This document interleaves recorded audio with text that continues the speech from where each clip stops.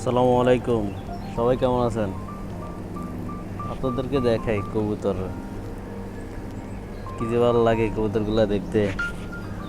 নিজে পালানোর খুব শখ ছিল, কিন্তু কবুতর পালার সৌভাগ্য হয় নাই, টাইম পাই নাই। যেখানে থাকে অথবা ওখানে পালার মতো উপযুক্ত হয় না।